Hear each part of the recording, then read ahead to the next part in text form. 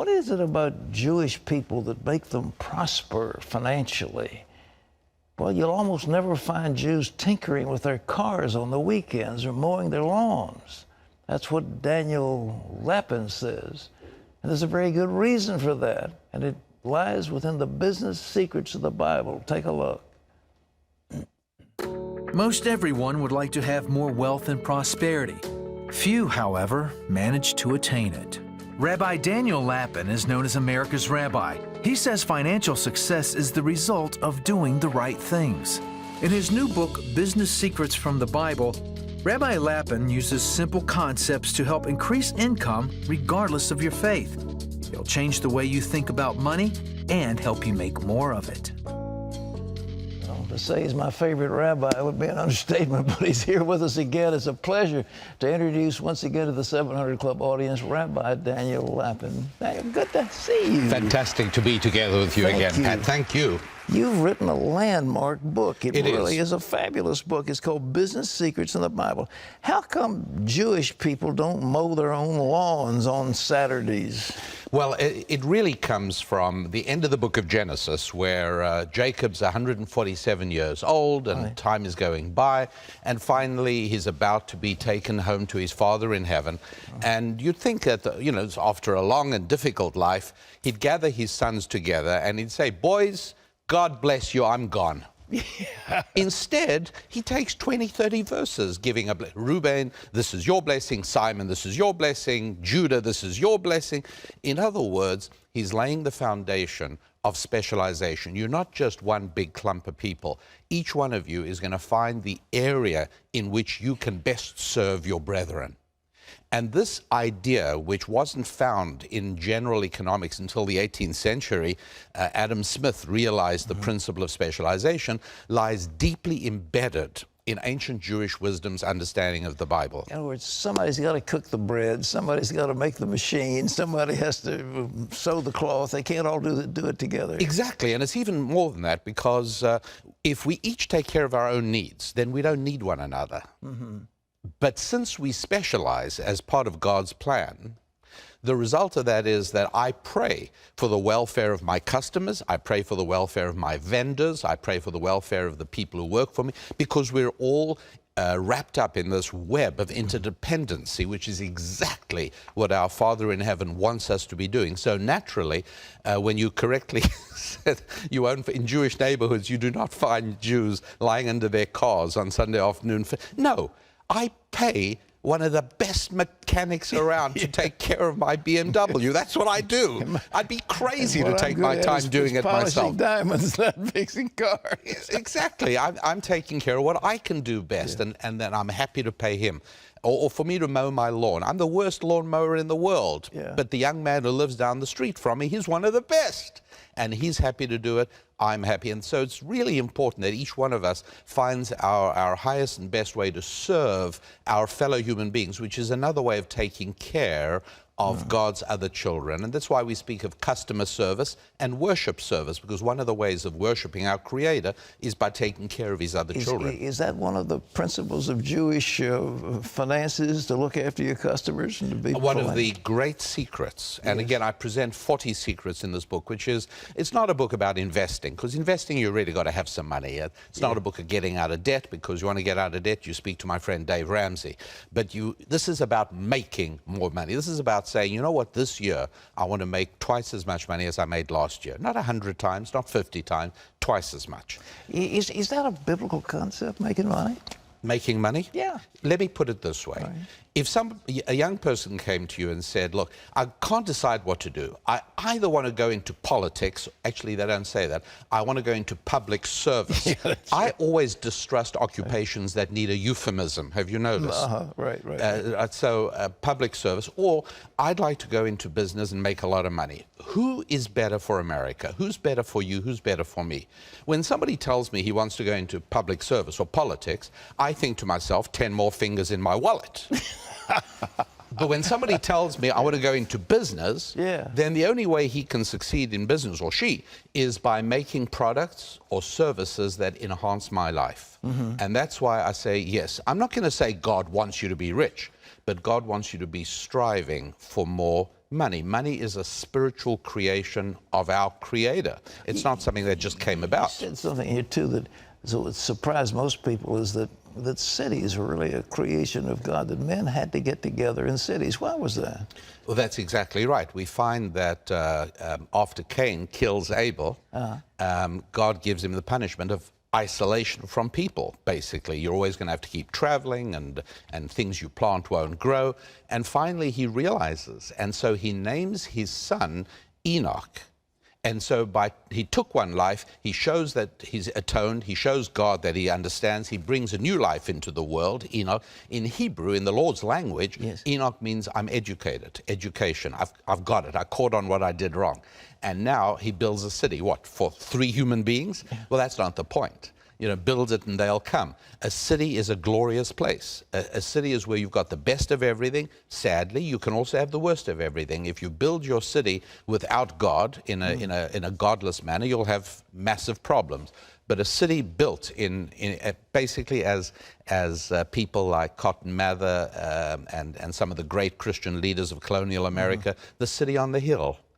If it's that kind of a city, a godly city, it's a city where everybody can make more money than they can anywhere else. You find these principles in Hebrews. I know you one thing in your book you talk about, of course, the word for hand is yad, and you said a friend is yad yad. Yes, of course. Well, tell us about that. Well, what's interesting about that is that it's curious how throughout Western civilization, and Western civilization sprang from the pages of the Bible. I mean, obviously, what we think of as the West is the creation of God's book, basically God's message to mankind. Right. And it's funny that the symbol or action of friendship is shaking hands. Right. Why isn't it rubbing elbows or, you know, noses. or noses? Yeah, I mean, like, what's with hands?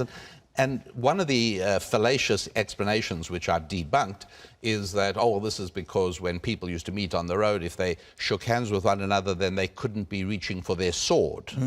Well, all I know is I can handle a knife with my left hand as well. Wouldn't that be a surprise for the guy whose right hand I'm holding while I take him out with my left hand? It's nonsense, complete nonsense. No, the reason is because in the Lord's language, which people used to all know, I mean, Hebrew was widely understood. And everybody, that's why I say today everyone needs a rabbi, right? Because not everyone knows Hebrew. I've got to sort of help people along a little bit. But when they did, the idea of in Hebrew is one of the great words in Hebrew for a friend is yedid, which is spelt hand. The 2 Hebrew words, basically 2 hands clasping becomes, and to this day, it's the picture of clasped hands is a symbol of friendship. What else? Where did the word money come from? Is that a Hebrew word, money? The word money itself? Yeah. Well, yes. The Hebrew word is counting, and that money is the Hebrew word for money is counting. Is counting. And what do you? If you say to anybody, counting, what do you count? The first thing you think Money. of, I think, is you count money. Well, you mentioned in your book that people had to keep accounts, that if you're going to succeed, you've got to know where your money is. Oh, look, I mean, if you want to lose weight, or if you've got to keep a record. You've got to measure your weight and keep records. If you want to become biblical in your money, and I do. I mean, when I travel to churches, Pat, I've got to tell you, my heart breaks when I speak at 30, 40 churches a year. Every now and then I come to a church where I see deferred maintenance. I see a stressed out pastor who hasn't been able to pay the mortgage. I see members of the church who just not, for me, it's the greatest blessing. It's what my ministry is all about, to bring them business secrets from the Bible so that when I come back a year later, I see a different institution, a totally different church. The whole idea of knowing how to do balance sheet accounting, or, you know. You don't have to become a CPA, but you do need to be able to understand financial statements. And it's easy to do. You just got to be able to do it. That's a key. I mean, the Jewish person from the Bible would always know how to count his money and know where it was. Not only that, but the Hebrew words for counting not only means money in the case of money, but each of the 4 Hebrew words that mean counting also mean successful person of accomplishment. Tell me about those. The successful person? Yeah. In Hebrew, there's a word poked, Or how about the word nosei, means to count, but it's also the same word in the book of Numbers where Moses appoints the princes for each tribe. That's exactly the same word, the princes. So in other words, people of accomplishment, people of achievement, people of aristocratic bearing are all people who can count. And that's true in everything. I mean, you've got to be able to measure your achievement, because if you don't, the days pass and nothing gets accomplished. That was certainly true with John D. Rockefeller. He was basically an accountant. He kept exquisite books. Every penny he spent, everything he gave away, down to the last dime, he had it all written in a book of accounts. Yeah, people laugh at that, and you know, he may have been a little extreme, but then his wealth was also extreme. He came to the richest man in the world. Yes, so exactly right. But badly. for most of us, the other extreme is more common, where there's no record keeping and no meticulous accounting for our time, for our money, for our achievements. It's important. And that accounts for failure, doesn't it? And that's one of the secrets, is keeping records, not only financial, but also life records, a journal. Point out that there's no word in Hebrew for retirement. I told you that, and I'm very pleased. Last time we were together, I told you there's no Hebrew word for retirement. And the general rule is that when there's no Hebrew word for something, it's a bad idea. So, for instance, there's no Hebrew word for adolescent. Because when you think about it, an adolescent's just somebody who wants all the privileges of adulthood with none of the responsibilities, right? So no word for adolescent, no word for retire. And I'm very happy to see that you've taken that lesson to heart. Totally to heart, man. I just can't. They won't let me retire. I'm trying, but they won't let me. Absolutely out of the question. But there's no word in Hebrew for it. No, there isn't, because it's a bad concept. Well, what have we done in our country? We have violated that totally. People, we've got to pay them when they're 65 years old. Well, we violated a lot of things in this country. I mean, right now, for instance, there is the implication that if you've made money, there's something morally suspect about you. That somehow making money is a bad thing. There's another word in Hebrew doesn't exist, the word fair. Because you'll hear politicians saying, well, he is rich, he hasn't paid his fair share. The funny thing about fair is it's not defined. That's right. I would think that when many politicians say, we want people to pay their fair tax, they probably mean 100%. That's right. There isn't anything short of that. You know, fair doesn't mean anything at all. Fair is whatever I choose to want it to mean. But there's no word in Hebrew for fair? No word for fair. Yeah. Why not? There's words for justice. Yes. Because in the Bible and in biblical thinking, agreements and contracts are sacrosanct. They're very important. If we shake hands on something, that is an agreement. But we'd never say, Pat, I got an idea. Why don't we go into business together and we'll have a fair, equitable distribution of the profits? No, we don't do that. We say, here's what it's going to be. It's going to be 50% and 50%, or it's going to be 43% and 57%. But we don't just use loose and ill-defined concepts, because that creates bad arrangements, bad relationships. What is another key principle of wealth that you found in the Bible? Well, one of the great ones that has always served the Jewish people very successfully and very, very well, and I mean, I'm not saying there's no poor Jews, but Jews are disproportionately financially effective, and I wanted to bring 40 of the most important secrets from the Bible to everybody. One that's beautiful is in the second book of Kings. The prophet Elisha is approached by a widow who has nothing, and absolutely nothing. And he says to her, listen, you've got to go back and search in your house. She says, I've got nothing. How many times do I have to tell you? He says, you've got to find something. So she finds one teensy-weensy little jar of oil. Right. And then he says, okay, this is going to work. And she says, now go borrow 50-gallon oil drums from everybody, thousands of them, right? And she becomes the first oil tycoon in the Middle East. Now, this is a miracle. Yeah, it's an absolute miracle. That's right. Once it's a miracle, why couldn't Elisha have poured oil out of his thumb? I mean, God can fill thousands of barrels of oil from a thumb just as easily as from a little bottle of oil. Yet he made this poor widow go back and search until she found, because each and every one of us has a bottle of oil inside her. We have that tiny little reserve we overlook, something we think is insignificant. She said, I got nothing. He said, go back and search. Little bottle of oil. Oh, that's very significant. You've got to have something inside you. Every one of us has that little spark of potential. That's why it's oil. Oil contains energy. God packed chemical energy into oil. We've got that inside each and every one of us. That is the kickstart of our own economic miracles. What is the modern state doing to violate God's principles and destroying itself in the process? What are they doing? You have an hour or two to spend on that? Well, let's make believe you're Adam Smith and you wrote your book in 2 pages. What? A number of things. One of them, of course, is increasing the size of government and increasing taxation.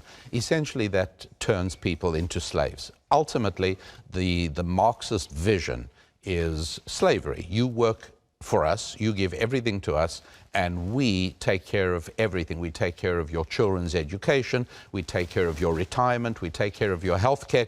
Oh, wait a sec, we're already there. That's exactly what they're doing. And they also think they can borrow. What about borrowing? What does the Bible have to say about that? Needless to say, a very bad way to go about doing business. It's a very bad way to try and build a sustainable economy, whether it's an individual or a family or a nation. The borrowing is immoral. It's essentially taking from people who are not yet born. But then many of the people who are doing that are really fairly comfortable with taking a lot of things from the unborn, Sure. including their lives. Is this book available? Where? That book is absolutely available. Where can one get copies? You can get them anywhere that books are sold. You can also, my website, which can be found on your website, is youneedarabbi.com. All right, it's available there as well. It's a fantastic book. You ought to get it if you want to learn how to keep money, make money, and do the biblical way. It's called Business Secrets of the Bible, and Daniel Lapin.